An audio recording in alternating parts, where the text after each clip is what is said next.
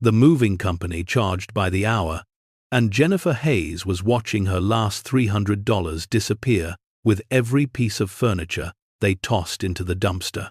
Her aunt's voice echoed through the cramped apartment, shrill and impatient as always. That hideous desk. Throw it away. Nobody wants that old junk. It's not even real wood. Jennifer looked at her grandfather's desk. The one piece of furniture Aunt Carol hadn't already claimed from his estate. Scratched walnut veneer, one leg shorter than the others, propped up with a folded piece of cardboard. If you're enjoying this deep dive into the story, hit the subscribe button and let us know in the comments from where in the world you are watching from today. 3 drawers that stuck when you tried to open them. A surface stained with coffee rings and ink spots from 40 years of use. I want to keep it, Jennifer said quietly, running her hand over the worn surface. Don't be ridiculous. You live in a studio apartment with a 7-year-old. Where exactly are you going to put that monstrosity? Besides, I'm doing you a favor. The dump charges by weight. Jennifer's daughter Lily pressed against her side, small and silent. They'd learned not to argue with Aunt Carol. Arguing meant losing the apartment too, the one Carol owned and graciously allowed them to rent at market rate, despite Jennifer working 3 part-time jobs and still coming up short every month. Please, Jennifer whispered. It's the only thing I have of his. Carol's eyes narrowed. Your grandfather left you nothing because you disappointed him, dropping out of nursing school to raise that child alone, never amounting to anything. He told me himself he was ashamed. The words hit like fists, but Jennifer had heard variations of them for 7 years, ever since David had disappeared the moment she'd told him about the pregnancy. She'd stopped bleeding from those wounds a long time ago. The desk stays, she said, louder this time. Carol's face flushed red. Fine, but you're paying to move it yourself. And when you're evicted next month for being late on rent again, don't come crying to me. The movers took everything else. Grandfather's leather chair that Carol claimed, the bookshelves she said were valuable, boxes of his papers she insisted needed to be reviewed for important documents. They left Jennifer standing in the empty apartment with Lily and the desk, its drawers still stuck shut, its surface still covered in the detritus of a life. That was 3 weeks ago. Now Jennifer sat at that same desk in their tiny studio, the one piece of furniture besides their shared mattress on the floor and a plastic table from Goodwill. The desk took up most of their living space, making it almost impossible to walk through the room.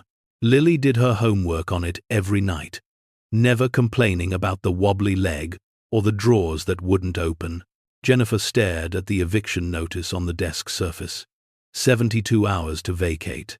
Carol had made good on her threat, filing papers the day Jennifer came up $200 short on rent.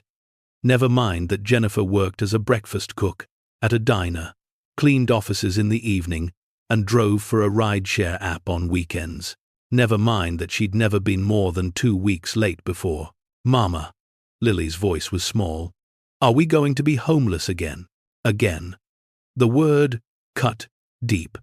Lily still had nightmares about the 2 months they'd spent in shelters last year, after David's parents had successfully sued for custody of their grandchild and lost, but not before draining Jennifer's savings for legal fees. No, baby. Mama's figuring something out, but there was nothing to figure. She'd called every landlord, every friend, every social service agency. With an eviction on her record, nobody would rent to her.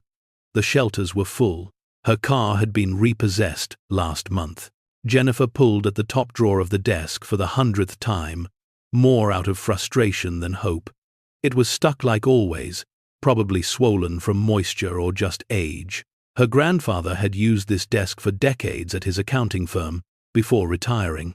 He'd kept it in his home office afterward, sitting there for hours working on what she'd never known. She yanked harder, angry at Carol, at David, at a system that crushed people like her, no matter how hard they worked. The drawer exploded open, the entire front panel separating from the frame. Jennifer fell backward, landing hard on the floor. Screws and wood splinters scattered everywhere. "Mama!" Lily rushed over. "Are you okay?" Jennifer sat up, rubbing her tailbone. Great. She'd broken the one thing her grandfather had left her, the one piece of him she'd fought to keep. But as the dust settled, she saw something odd. The drawer was shallow, maybe 3 inches deep, but the opening in the desk was at least 8 inches. She leaned closer, peering into the dark cavity. There was another compartment behind the drawer. Jennifer's heart began to pound. She reached in carefully, her fingers finding the edge of something. She pulled, and a hidden panel slid forward, revealing a second drawer, this one deeper, perfectly concealed behind the false front. Inside was a single envelope, yellowed with age, sealed with red wax. Her name was written across the front in her grandfather's careful handwriting. "What is it?" Lily asked, eyes wide. Jennifer's hands trembled as she broke the seal. Inside was a letter, several pages long, and a small key. "My dearest Jennifer, if you're reading this, then I'm gone, and that vulture Carol has likely taken everything she could get her hands on. I'm sorry I couldn't protect you from her directly. She's my daughter, and despite everything, I loved her. But I loved you more. You remind me of your grandmother, my Helen. The same fierce determination, the same refusal to quit, even when the world insists you should. Carol never understood that strength. She only saw weakness in anyone who struggled. I know about the baby. I know about David leaving. I know about Carol telling you I was ashamed. She lied. I was never ashamed of you, Jennifer. Not for a single moment. I was proud. Proud that you chose to raise your child alone, rather than take the easy way out. Proud that you worked yourself to exhaustion to provide. Proud that you never became bitter like Carol. Never became cruel, but I couldn't tell you. Carol controlled access to me in those final years. She screened my calls, read my mail, isolated me. The few times I saw you, she was always there, watching, making sure I didn't contradict the narrative she'd built. So I did what I knew how to do. I hid the truth. In 1987, I discovered that my firm's senior partners were engaged in massive tax fraud. They were creating shell companies, moving money through offshore accounts, stealing from clients, from the IRS, from everyone they could. When I threatened to report them, they offered me a choice. Take $50 million to stay quiet, or refuse and watch them destroy my reputation, my career, and my family. I took the money, not because I agreed to stay quiet, but because I knew what it would take to bring them down. I needed leverage, resources, time. Most of all, I needed to protect what I'd discovered until someone trustworthy could use it. I reported them anyway, anonymously. The FBI investigated. 3 partners went to prison. The firm collapsed. Hundreds of wealthy clients lost money they'd hidden illegally, but the $50 million I'd already taken. It was locked in a legal gray area. Technically, I'd been paid as a consultant. The money had been laundered through legitimate channels before it reached me. Recovering it would have required admitting to more fraud than they wanted to prosecute, so they let me keep it. I converted everything to treasury bonds, the safest investment in the world. Unhackable, unfreezable, unreportable. I've been sitting on $189 million for 37 years, waiting for the right person to inherit it. Not Carol. Never Carol. She'd use it to build monuments to herself, while people like you suffered. You, Jennifer. It was always meant for you. The key opens a safe deposit box at First National Bank on Hastings Street. Box 4727.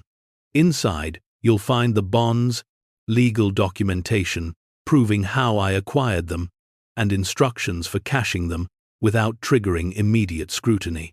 Use this money to build the life Carol tried to steal from you. If you find this story engaging, Please take a moment to subscribe and enable notifications. It helps us continue producing in-depth content like this. Give Lily everything she deserves, and if you can find it in your heart, help others who are struggling the way you have. The world needs more people like you and fewer like Carol. I'm sorry I couldn't give you this while I was alive. I'm sorry I let Carol poison our relationship. I'm sorry for every moment you thought I didn't love you. I loved you more than anything. With all my heart. Grandpa Thomas. Jennifer read the letter 3 times, then a 4th, then a 5th. Her hands shook so badly, she could barely hold the pages. Lily watched her with worried eyes. Mama, what does it say? Jennifer looked at her daughter, at the eviction notice, at the broken drawer that had held secrets for 37 years. Then she started laughing and crying at the same time, the sound foreign and wild. Baby, she managed to say, between sobs and laughter. Grandpa Thomas left us something big. The bank opened at 9. Jennifer had Lily ready by 8, both of them dressed in the best clothes they owned. The clothes that had been good enough for her grandfather's funeral 2 months ago, where Carol had barely let her near the casket, where she'd been seated in the back row like a stranger. The safe deposit room was small and private. The bank manager, a woman named Mrs. Chen, examined the key and Jennifer's identification carefully. Box 4727 belongs to Thomas Harrison, Mrs. Chen said. I'll need to see proof that you're authorized to access it. Jennifer handed over the letter. Mrs. Chen read it slowly, her expression shifting from skepticism to shock to something like awe. Wait here, she said quietly. She returned 15 minutes later with the bank president, a man in his 60s who studied Jennifer with sharp eyes. Miss Hayes, he said, I knew your grandfather. He was a good man. Before I give you access, I need to ask, are you prepared for what's in that box?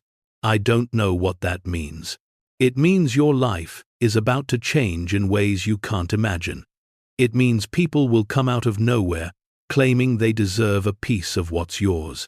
It means your family will tear itself apart over this money. Jennifer thought about Carol's voice. Throw it away. Nobody wants that old junk. My family tore itself apart a long time ago, she said. Now I just want what my grandfather left me. The president nodded. Then, let's see what Thomas left for you. The safe deposit box was large, one of the biggest the bank offered. Inside were stacks and stacks of documents, all meticulously organized. But on top, in a separate folder, were the bonds. U.S. Treasury bonds, each one worth millions. Certificate after certificate, totaling exactly $189 million, just as her grandfather had written. Jennifer's knees gave out. The bank president caught her arm, helping her into a chair. He told me to keep this box ready, the president said quietly. Told me that someday his granddaughter would come, that she'd have the key and the letter, and that I should help her however I could. Why? Jennifer whispered. Why did he trust you? Because I was one of the people he saved. Back in 1987, I was a junior accountant at his firm. I didn't know about the fraud. When the FBI investigated, I could have lost everything. Your grandfather made sure they knew I was innocent, made sure my career survived. I owe him my life. Jennifer looked at Lily, who was sitting quietly in the corner, hugging her backpack, 7 years old, wearing shoes with holes in them, carrying homework she'd done by flashlight because they couldn't afford to keep the electricity on past 8 o'clock. What do I do? Jennifer asked. How do I cash these without everyone knowing? The president smiled. Your grandfather left instructions, very specific instructions. He thought of everything. Over the next 6 hours, they worked through the process. The bonds would be cashed incrementally, transferred into secure accounts, invested properly. Jennifer would have access to funds immediately, but the bulk would be protected from impulsive decisions and from people who might try to take it. One more thing. the president said as they prepared to leave. Your grandfather left a second letter. He said you should read it only after you've had time to process all of this, only when you're ready to understand why he did what he did. He handed her another envelope, this one sealed with the same red wax. Jennifer took it carefully. Thank you. For everything. Thank you, the president replied. For being worth his faith. The first thing Jennifer did was buy food. Real food. They went to a grocery store and filled a cart with fresh fruit, vegetables, meat, bread, milk, things they hadn't been able to afford in months. Lily's eyes were huge, watching her mother put item after item in the cart without checking prices. Can we get cereal? Lily asked tentatively. The kind with marshmallows? Baby, you can get whatever kind you want. At the checkout, the total was $247. The cashier looked at Jennifer's worn clothes, at Lily's shoes, with holes, clearly judging. Jennifer pulled out a credit card, one the bank president had given her, linked to her new account. It went through without a problem. The cashier's expression shifted, just slightly. Jennifer took her receipt and walked out with her head high for the first time in 7 years. The second thing she did was call Carol. What do you want? Carol answered, irritated as always. I'm busy dealing with Father's estate. Some of us have responsibilities. I'm calling about the desk, Jennifer said calmly. Oh, for God's sake. Did you finally realize what a piece of junk it is? Good. Leave it on the curb. Trash pickup is Tuesday.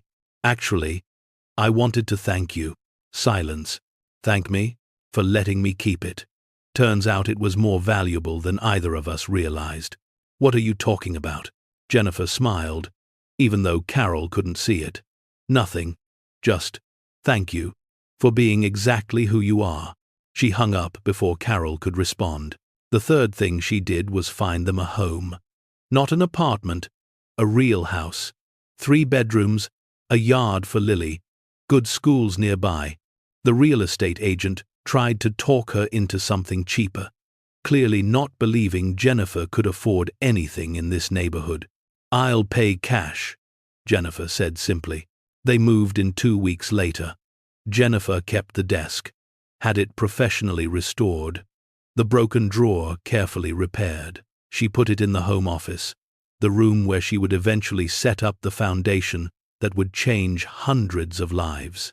But that night, their first night in the house, after Lily was asleep in her own room, in her own bed, with her own toys that Jennifer had bought without checking the price tags, Jennifer sat at the desk and opened the second letter. My dearest Jennifer, if you're reading this, you've successfully claimed what I left you. You're safe now. Lily is safe. And I can rest, knowing I've finally protected you the way I should have all along. But you're probably wondering, why did I take that money in the first place? Why did I compromise my integrity? The truth is, I didn't. Not really. When I discovered the fraud, I knew reporting it through normal channels wouldn't work. These were powerful men with powerful connections. They'd bury the evidence, destroy the witnesses, make it all go away. So I made them think I was like them, greedy, corruptible. I let them buy me off. They handed over $50 million, thinking it would guarantee my silence. Instead, I documented everything, every conversation, every transfer, every piece of evidence. While they celebrated buying my loyalty, I was building the case that would destroy them. When the FBI came knocking, I gave them everything. The $50 million they'd paid me became evidence of their corruption. But because I'd technically earned it as a consultant before turning them in, the government couldn't seize it. Legal gray area. Pure chaos. The money should have gone to their victims, the clients they'd stolen from. But many of those clients had been engaged in their own tax fraud. They'd used my firm specifically because they knew we'd help them cheat. So, I kept it. All of it. With the intention of using it for actual good. I've spent 37 years watching that money grow. investing it carefully, waiting for someone who would use it the right way. Not someone who wanted to be rich. Someone who understood what it meant to struggle, to fight, to choose integrity, even when it cost everything. You're that person, Jennifer. But here's what I need you to understand. This money comes with a responsibility. It's not just about you and Lily, though God knows you both deserve everything it can buy. It's about breaking the cycle. Carol became who she is because I let her. I gave her everything, protected her from consequences, taught her that money could buy happiness and love and worth. I created that monster. Don't let Lily become the same. Use this money to teach her that wealth is a tool, not an identity. That comfort is a blessing, not a right. That the measure of a person isn't what they have, but what they do with it. I've included a list of people I failed, people I couldn't help before I died, families struggling with medical debt, single parents drowning in bills, kids who need education but can't afford it. If you can, help them. Not because you owe them anything, but because you understand what they're going through in a way Carol never could. Break the cycle, Jennifer. Be the person I should have been. I love you. I'm proud of you. And I'm sorry it took my death for you to know it. Grandpa Thomas. P.S. The list is in the bottom drawer of the desk. The real bottom drawer. Behind the second false panel. You'll know it when you see it. Jennifer carefully opened the desk drawer, the one that had been stuck for so long. This time, it slid smoothly, revealing the second hidden compartment. Behind it was a third, even deeper. Inside was a leather journal filled with names, addresses, stories. Hundreds of people her grandfather had quietly documented over the years. People who needed help but had nowhere to turn. Jennifer read through the night, tears streaming down her face as she learned about the man her grandfather had really been. Not the cold, distant figure Carol had portrayed, but someone who'd spent decades trying to fix his mistakes, trying to build something that would outlast him. By morning, she'd made her decision. The Thomas Harrison Foundation launched 6 months later. The official mission, providing financial assistance, legal support, and educational opportunities to families in crisis. The unofficial mission, breaking the cycle of generational poverty and proving that one person's choice could change everything. Jennifer became the face of it, though she never told the full story of where the money came from, only that her grandfather had left her a gift and asked her to share it. The media loved the narrative. Single mother goes from homeless to philanthropist, uses inheritance to help others. They didn't need to know about the $189 million or the bonds or the tax fraud that had inadvertently funded it all. Carol found out. Of course. She showed up at the foundation's opening ceremony, dressed to kill, ready to make a scene. That money should have been mine, she hissed, cornering Jennifer in the hallway. I was his daughter. I took care of him. You took everything from him, Jennifer replied calmly. His dignity, his freedom, his relationship with me. You kept me away because you were afraid he'd see you for what you really are. How dare you? He knew, Carol. He knew exactly who you were. That's why he left you the furniture, and the house, and all the things you could display, the status symbols. Because that's all you ever cared about. Carol's face went purple. I'll sue. I'll take everything. You stole that money. Try it, Jennifer said quietly. I have documentation of every dollar, every decision, every legal maneuver. I have lawyers who make your estate attorneys look like law school dropouts. And I have something you'll never understand, the moral high ground. Carol opened her mouth, then closed it. For the first time in her life, she had nothing to say. You can leave now, Jennifer continued, or you can stay and watch me give away the fortune you think you deserved. Your choice. Carol left, slamming doors and muttering threats. Jennifer never saw her again. But that night, As Jennifer tucked Lily into bed in their beautiful home, her daughter asked the question she'd been dreading. "Mama, why was Aunt Carol so angry?" Jennifer sat on the edge of the bed, choosing her words carefully. "Because she thinks money is the most important thing in the world, and she's upset that Grandpa Thomas gave us something she wanted. But we're sharing it with lots of people." "Yes, we are. So why is she mad about that?" Jennifer smoothed Lily's hair back. "Because some people think having things makes them special. They don't understand that being special comes from what you do, not what you own." Lily was quiet for a moment. Then, "Are we special because we have money now?" "No, baby. We're special because we survived when things were hard, because we stayed kind even when people weren't kind to us, because we're using what we have to help others. The money just makes that easier. Will I always remember what it was like before, when we were poor?" Jennifer's eyes filled with tears. "I hope so, because remembering keeps us grateful. Remembering keeps us human." Lily hugged her tight.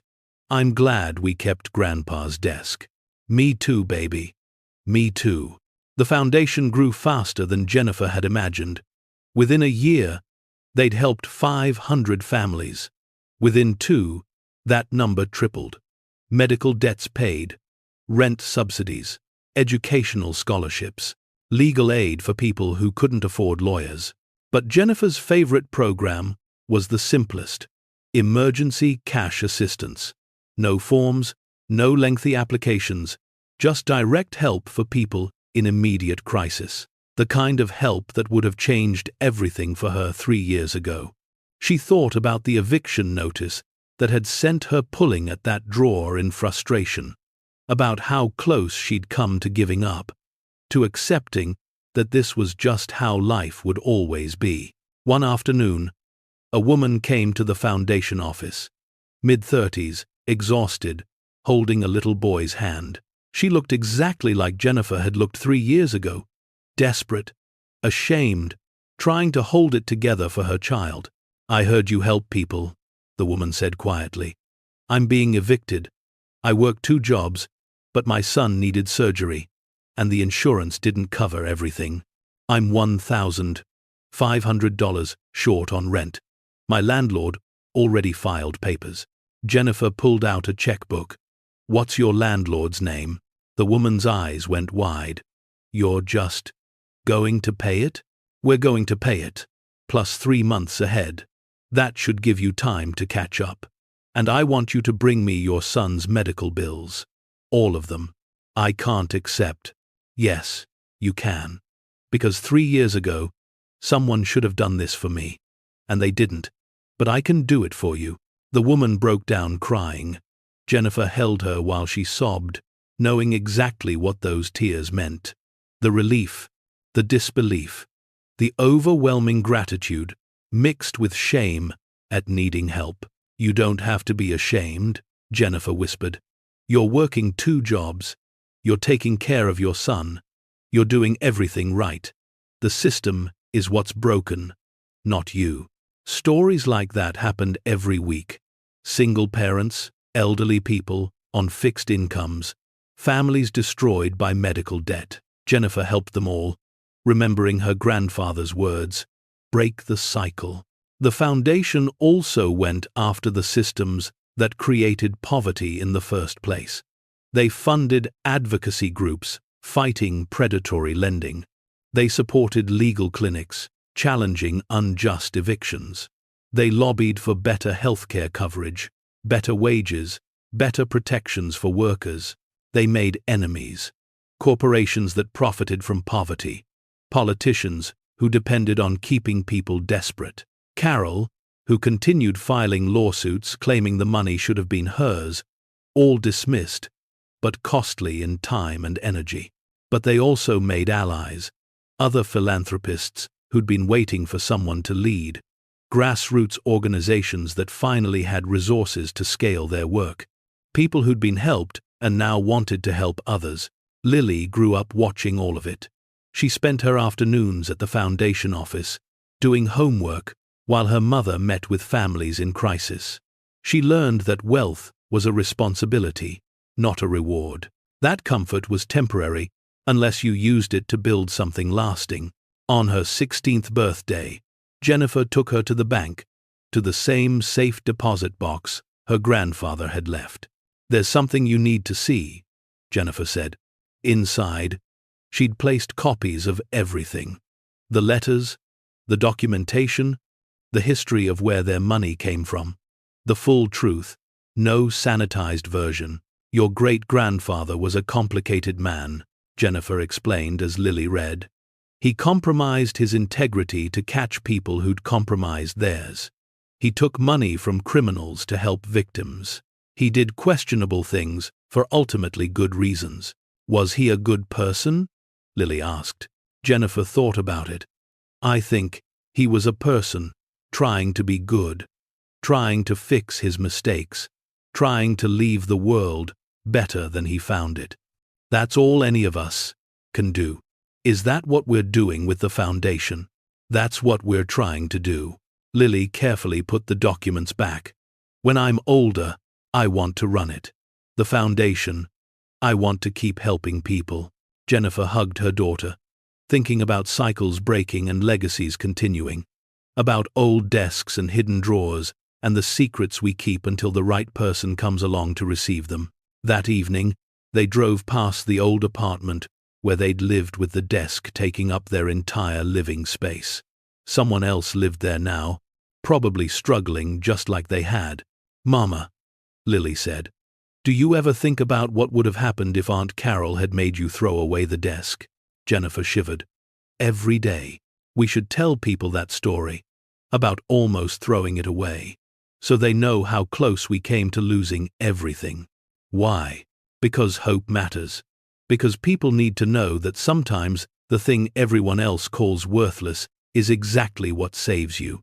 Because keeping the thing that matters, even when everyone says it's junk, that's important."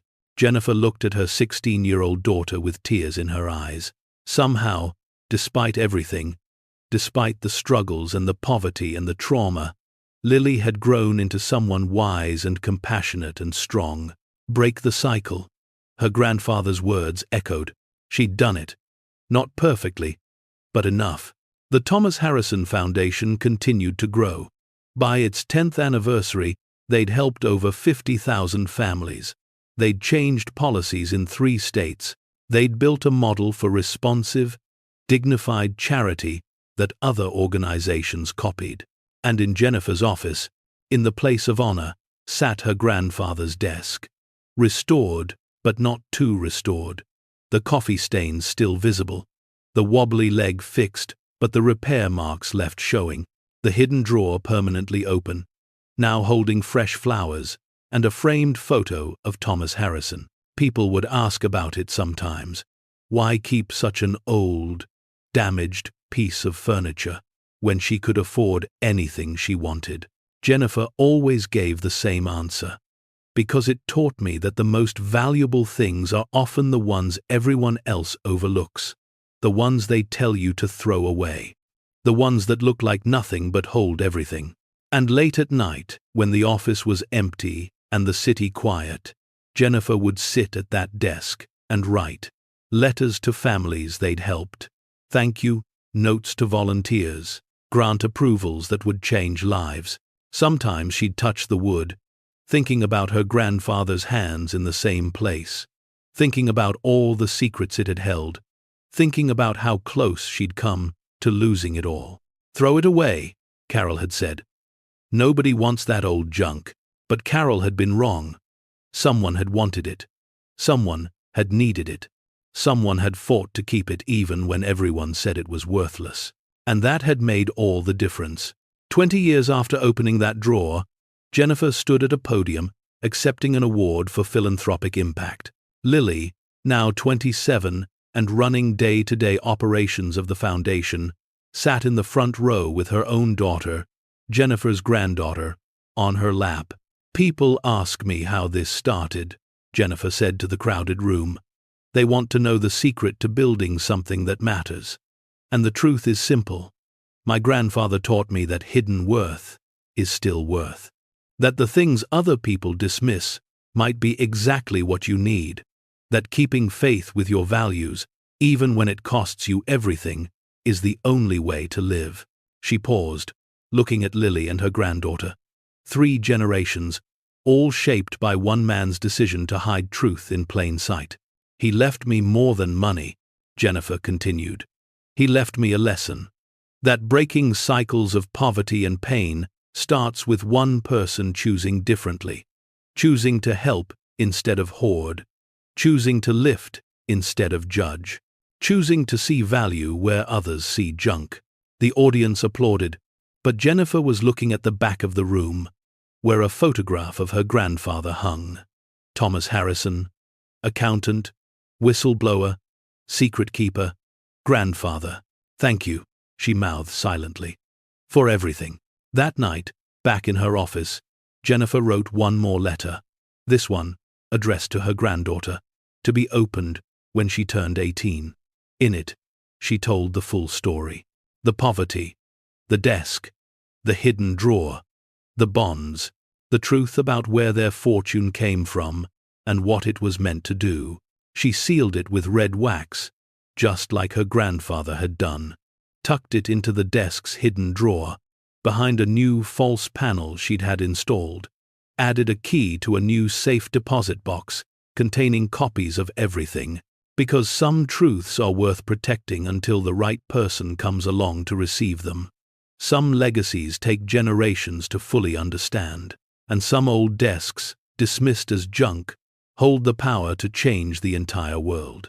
The wobbly desk still sat in her office, its hidden compartments now empty, except for that letter, waiting, protecting, keeping faith with a promise made decades ago by a man who'd gambled everything on the hope that someday, someone would be worth it. He'd been right. Jennifer's granddaughter, Maya, discovered the letter on her 18th birthday, exactly as planned. She'd been helping her grandmother reorganize the foundation office when she'd accidentally knocked over a pencil holder on the old desk. It rolled into the corner, and when Maya reached to retrieve it, her hand brushed against something unusual, a seam in the wood that shouldn't have been there. "Grandma," she called out, "there's something weird about this drawer." Jennifer looked up from her computer, a knowing smile crossing her face. She was 62 now, her dark hair streaked with silver, but her eyes still held that fierce determination that had carried her through homelessness to here. "Is there?" she asked, innocently. Maya pressed harder, and the false panel gave way, revealing the hidden compartment. Inside was an envelope sealed with red wax, her name written across the front in her grandmother's careful script. "You knew this was here," Maya said, not quite accusing. "I put it there 10 years ago, waiting for today." Maya broke the seal carefully and began to read. As the story unfolded, the poverty, the eviction notice, the desk that everyone said to throw away, the $189 million in bonds, her eyes grew wider and wider. "This is real?" she whispered. "All of this?" "Every word." Maya sank into the chair, the letter trembling in her hands. She'd grown up comfortable, privileged even, though her grandmother and mother had always emphasized service and humility. She'd volunteered at the foundation since she was old enough to answer phones. She'd seen the work they did, the lives they changed, but she'd never known the full story of how it started. "Why didn't you tell me before?" Maya asked. Jennifer came around the desk and sat beside her granddaughter. "Because you needed to grow up understanding that helping people was normal, not special. That, using wealth for good, was simply what you did, not something that made you a hero. If you'd known the dramatic origin story, it might have distorted your perspective. But I'm 18 now. Now, you're old enough to understand nuance. To know that your great-great-grandfather did questionable things for ultimately good reasons. That money can come from complicated places, but still be used for pure purposes. That our family's wealth isn't something to be ashamed of or proud of. It's simply a tool we've been entrusted to use wisely."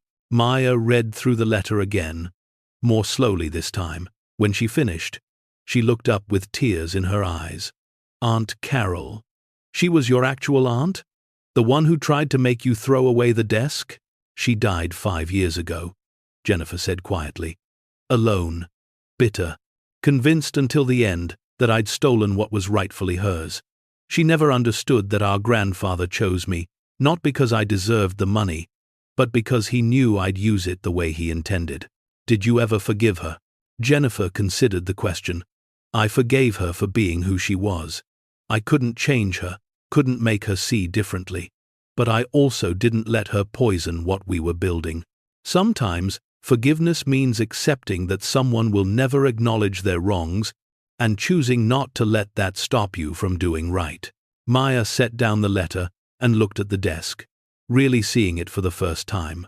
The worn surface, the careful restoration, the permanent tribute to something everyone else had called worthless. "What happens now?" she asked. "Why tell me all this today?" Jennifer pulled out a folder from a locked drawer, this one requiring no hidden panels or secret compartments. Inside were legal documents, transfer papers, account information. "Because today you become a full board member of the foundation, not honorary, not symbolic. Real authority, real responsibility. And, before you accept that role, you needed to understand the weight of what we carry." She spread the documents across the desk. "The original $189 million has grown to over $800 million through careful investment. We give away approximately $40 million a year, but the principal keeps growing. We could continue this work for generations if we're smart about it." Maya's hands shook as she looked at the numbers. I can't even comprehend." "Which is exactly the right reaction," Jennifer said firmly. "The moment you become comfortable with numbers like this, the moment you start thinking of it as yours instead of something you're stewarding for others, that's when you've lost your way." "Is that what happened to Aunt Carol?" "Carol never had anything to steward. She only ever had things to possess. There's a difference." Over the next several hours, Jennifer walked Maya through everything. The full financial picture, the foundation's strategies, the ongoing legal protections against people who still occasionally tried to claim the money should have been distributed differently. She explained the network of partner organizations they funded, the policy changes they'd influenced, the systemic reforms they were still fighting for. But she also told Maya about the failures, the programs that hadn't worked, the people they hadn't been able to help in time, the hard truth that even $40 million a year couldn't solve poverty when the systems generating it were so deeply entrenched. "We've helped over 200,000 families directly," Jennifer said, "changed policies that affect millions more. By any measure, we've been successful. But there are still people sleeping in their cars tonight, still parents choosing between food and medicine, still children growing up thinking they're worthless because they're poor. So what do we do?" Maya asked, feeling the weight of it all pressing down on her. "We keep fighting, we keep adapting, and we never, ever forget what it feels like to be on the other side of that desk, asking for help you shouldn't need, accepting charity that should be justice." Maya was quiet for a long moment. Then, "Tell me about the day you found the bonds. What did it feel like?" Jennifer leaned back, remembering. Terrifying, overwhelming, like someone had handed me a live grenade and told me to juggle it while running through a minefield. I was homeless, Maya, literally days away from living in my car with your mother, and suddenly, I had access to more money than I could fathom. "What did you do first?" "After I bought groceries." Jennifer smiled at the memory. "I sat in that grocery store parking lot with your mother and cried for an hour. Not happy tears, though there were some of those. Mostly I cried because I realized how many people never get that miracle. How many parents are still sitting in parking lots right now, trying to figure out how to feed their kids on nothing. That's when you decided to start the foundation? That's when I realized keeping the money for myself would have made me just like the people my grandfather stole it from, hoarding wealth while others suffered. The only way to honor his gift was to pass it forward. Maya picked up the letter again, focusing on one particular passage. He wrote that the money came from a legal gray area. Was it actually legal for him to keep it? Technically, yes. Morally? Jennifer shrugged. That's more complicated. He took a bribe from criminals, then turned them in. The bribe money became evidence of their corruption. But because he'd technically earned it before reporting them, and because many of their victims were themselves engaged in fraud, the government couldn't cleanly seize it. He exploited a loophole. Do you think he was right to do it?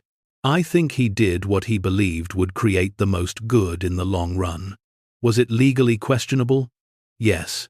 Did it require operating in ethical gray areas? Absolutely. But the alternative was letting those criminals keep everything and continue hurting people. Sometimes there are no clean choices. Maya absorbed this, turning it over in her mind. What if someone finds out? What if the government decides they want the money back after all?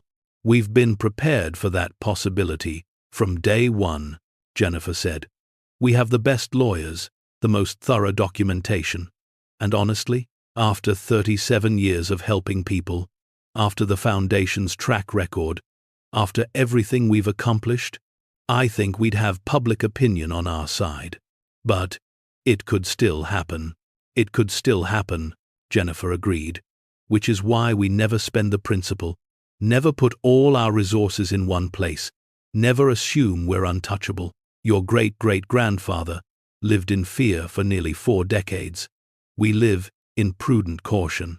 Maya stood and walked to the window overlooking the city. From here, she could see the neighborhood where the Foundation had built affordable housing, the community center offering free childcare, the medical clinic providing services regardless of ability to pay. How do you carry this without it crushing you? She asked quietly. Knowing you could help everyone, but you can't. Jennifer joined her at the window. You help who you can. You build systems that help more people even when you're not directly involved. And you accept that being imperfect doesn't mean you shouldn't try. She put her arm around her granddaughter's shoulders. Your mother asked me almost the same question when she took over daily operations. She was 25. Overwhelmed. Convinced she wasn't ready. You want to know what I told her? What? That none of us are ever ready for this kind of responsibility. But the fact that you're scared, that you feel the weight of it, that's actually proof you're the right person. The dangerous people are the ones who feel entitled to wealth, who think they've earned the right to decide who deserves help. Maya leaned against her grandmother. I don't feel ready. Good. Stay humble. Stay questioning. Stay aware of your own limitations. That's how you avoid becoming Aunt Carol. They stood together in silence for a while, watching the sunset paint the sky orange and pink. Finally, Maya asked the question she'd been building toward. The desk. Do we still have it? The actual one. Of course. It's in the conference room. I moved it there 5 years ago so more people could see it, touch it. Understand that sometimes the thing everyone tells you is worthless is exactly what saves you. Can we go see it? Jennifer led her granddaughter down the hall to the large conference room where the Foundation's board met monthly. The desk sat in a place of honor, preserved behind glass now, with a plaque explaining its significance.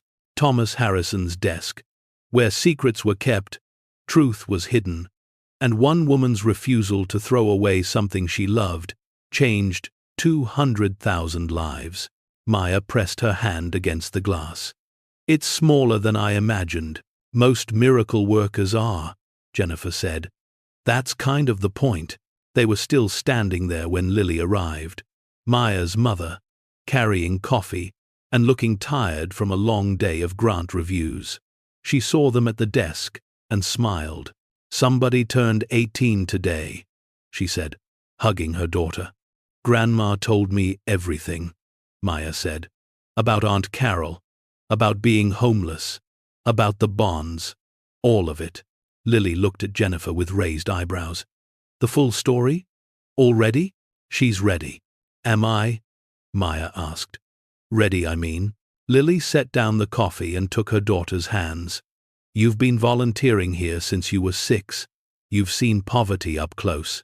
You've served meals at homeless shelters, tutored kids who can't afford help, sat with families while they cried about medical bills they can't pay. You understand this work in a way most wealthy people never will. But understanding isn't the same as being able to do it. To carry it. No, Lily agreed. But it's the necessary foundation. Everything else you'll learn as you go. Same as we did. Same as your great-great-grandfather did. Maya looked at the 3 of them herself. Her mother, her grandmother reflected in the glass protecting the desk. 4 generations, if you counted Thomas Harrison. 4 generations of trying to fix what was broken. To help who needed helping, to prove that one person's choice could ripple forward forever. I want to tell you something, Maya said suddenly. Something I've been thinking about for a while.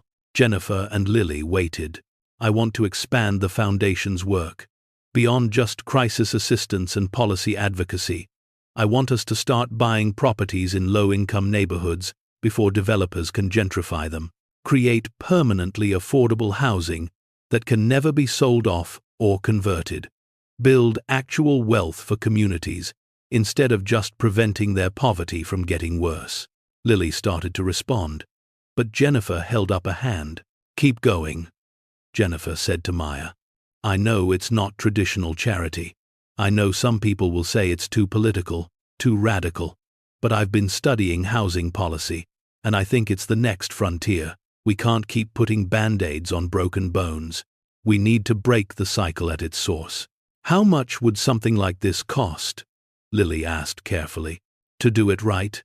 Maybe $100 million over 5 years. It would mean reducing our annual giving in other areas. It would mean taking risks.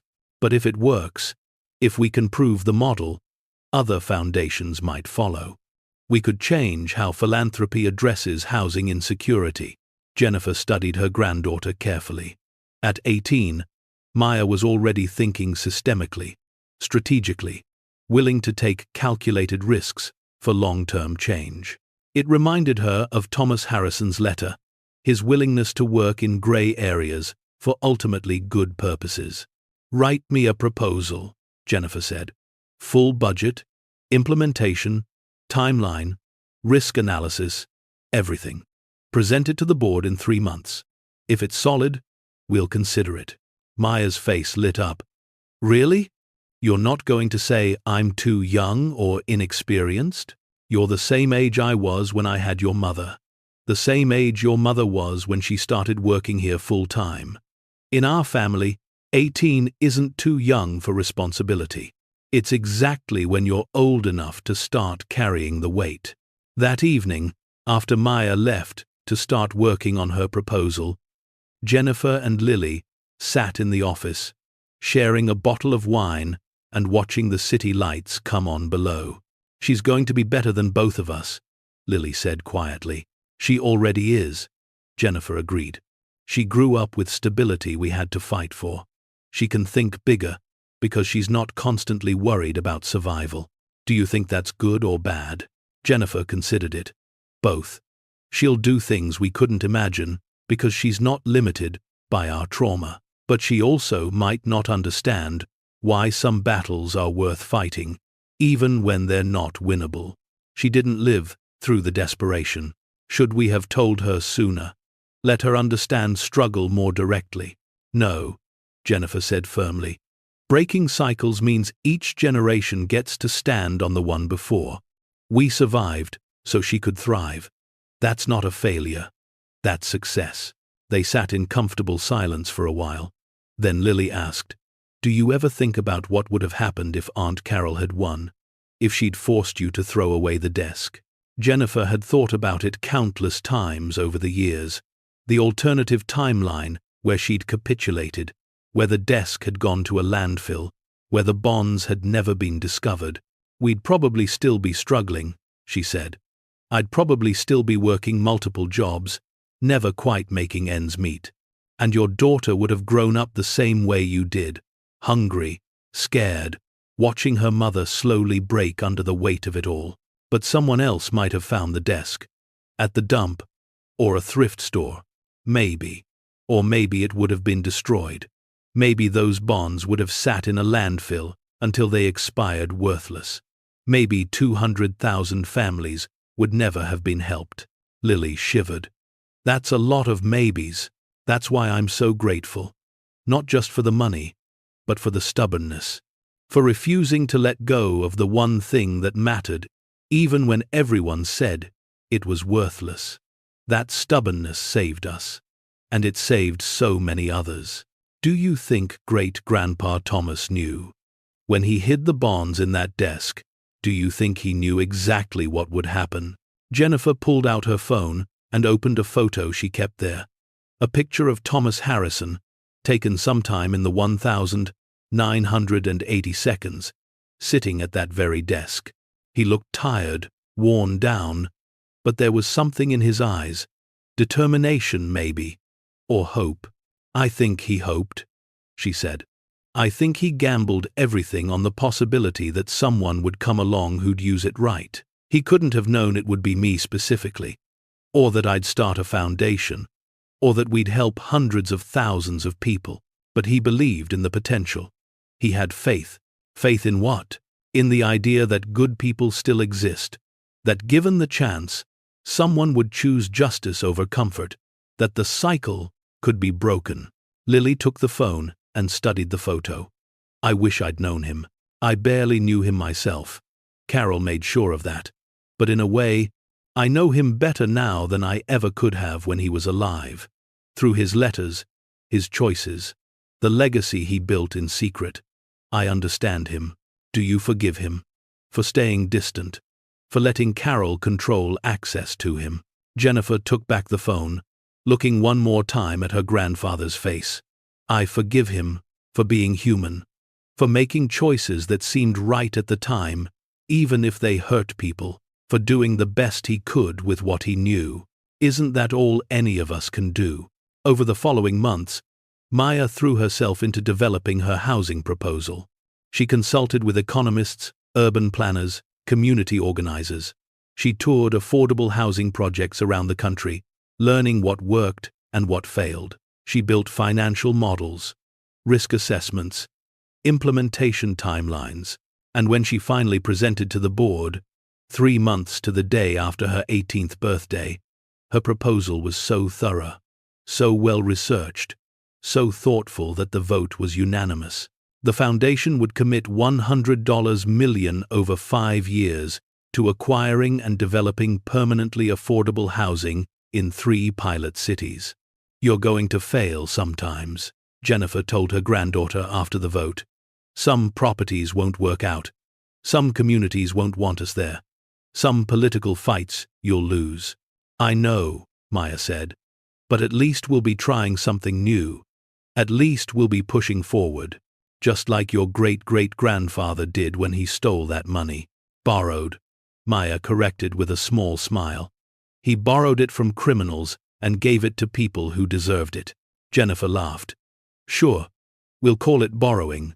The housing initiative launched 6 months later, and as Jennifer watched her granddaughter cut the ribbon on their first property, a beautifully renovated building with 30 units for families making less than 40% of the area median income, she felt the weight of legacy settling around her like a comfortable blanket.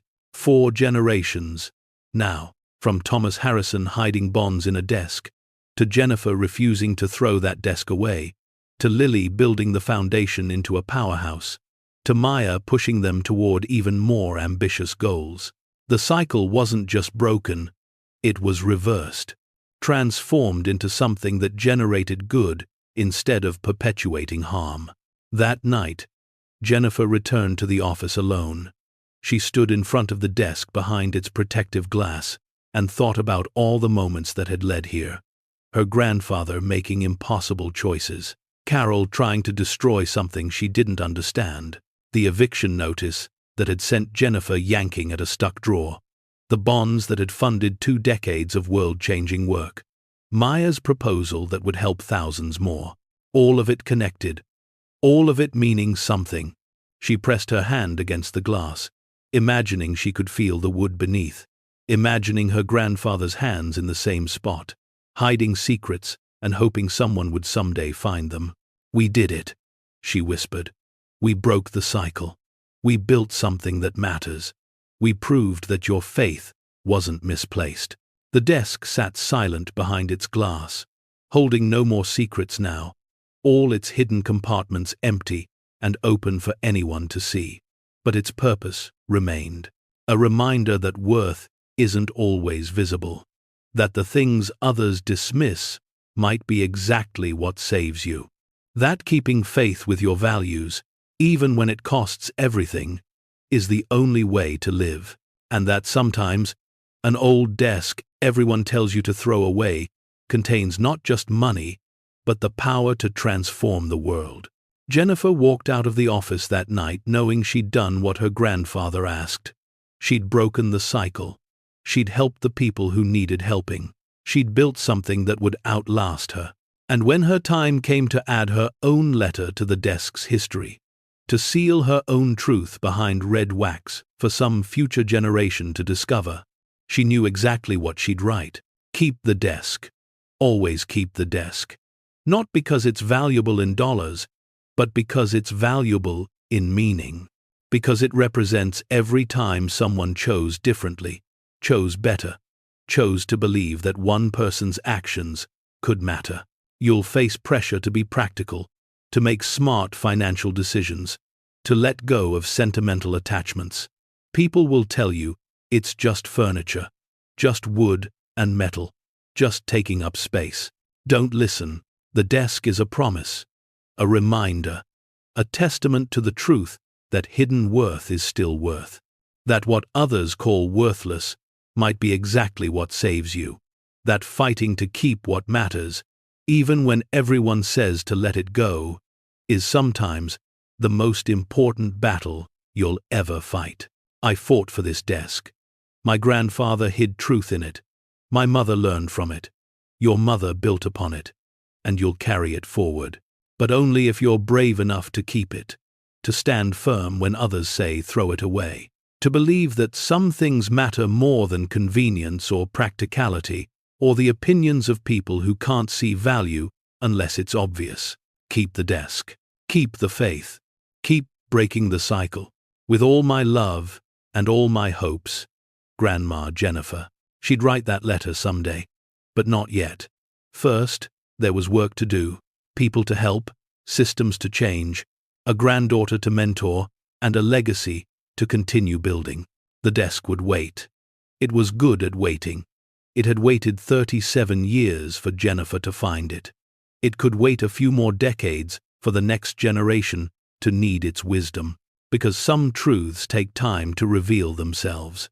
Some treasures remain hidden until exactly the right person comes looking, and some old pieces of furniture, dismissed as worthless junk, hold within them the power to change everything. Jennifer locked the office door and headed home, leaving the desk behind its glass, bathed in moonlight streaming through the windows. Tomorrow would bring new challenges, new families needing help, new opportunities to make the world slightly better. But tonight, she carried with her the satisfaction of knowing that her grandfather's gamble had paid off beyond his wildest dreams, that Carol's cruelty had inadvertently protected something precious. That one woman's refusal to throw away what she loved had created ripples that would never stop spreading. The desk had kept its secrets for 37 years. Jennifer had honored those secrets for 20 more. Maya would carry them forward for decades to come, and someday, some future great-great-grandchild would stand in front of that glass case and understand that worth isn't always visible, that the best things are often the ones everyone tells you to discard. and that sometimes keeping faith with a beaten-up old desk is exactly the same thing as keeping faith with hope itself. The cycle was broken, the legacy secured, the future bright with possibility, all because one woman, broke and desperate and days from homelessness, had refused to throw away the one thing everyone said was worthless. All because she'd kept the desk. Thank you so much for watching until the end. If you loved this story, check out the other videos on your screen now. I think you'll really enjoy them. And don't forget to subscribe if you haven't already. See you in the next story.